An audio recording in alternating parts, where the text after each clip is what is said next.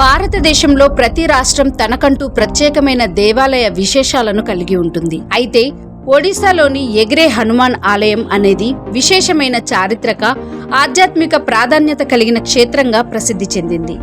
ఈ దేవాలయం అనేక భక్తులను, పర్యాటకులను ఆకర్షిస్తుంది. ఈ ఆలయం ఒడిశా రాష్ట్రంలోని ఖోర్దా జిల్లాలో ఉంది. స్థానికంగా దీనిని ఉడతా హనుమాన్ ఆలయం అని కూడా పిలుస్తారు. ఇది ఒక చిన్న కొండపై ఉండి పక్కనే అడవులు, సహజ సిద్ధమైన ప్రకృతి అందాలను కలిగి ఉంటుంది. ఇక్కడ ప్రతిష్ఠించబడిన హనుమాన్ విగ్రహం చాలా విశిష్టమైనది. భక్తుల నమ్మకం ప్రకారం ఈ విగ్రహం ఒకప్పుడు గాల్లో ఎగిరిందని, అందుకే ఈ ఆలయానికి ఎగిరే హనుమాన్ ఆలయం అనే పేరు వచ్చింది. కొండపై నిలిచిన విగ్రహం అప్పుడప్పుడు స్వయంగా ప్రకంపనలు చెందుతుందని స్థానికులు చెబుతారు.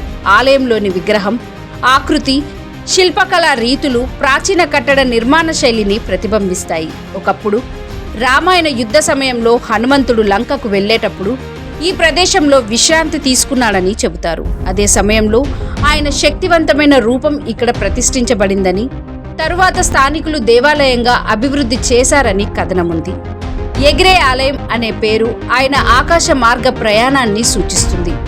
భక్తులు ఇక్కడికి వచ్చి హనుమంతుని దర్శిస్తే ధైర్యం, శక్తి, రక్షణ లభిస్తుందని విశ్వసిస్తారు. ప్రత్యేకంగా మంగళవారం, శనివారం రోజుల్లో వేలాది మంది భక్తులు ఇక్కడికి వస్తారు.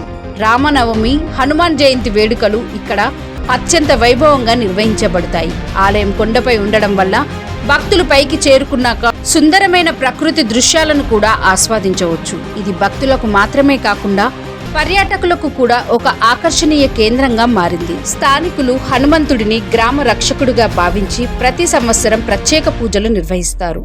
ఒడిశాలోని ఎగిరే హనుమాన్ ఆలయం కేవలం ఒక పుణ్యక్షేత్రమే కాదు, అది ఒక రహస్యమైన ఆధ్యాత్మిక క్షేత్రం. హనుమంతుడి శక్తి, భక్తుల విశ్వాసం కలిగిన ఈ ఆలయం ప్రతి ఒక్కరికి ఆధ్యాత్మిక అనుభూతిని కలిగిస్తుంది.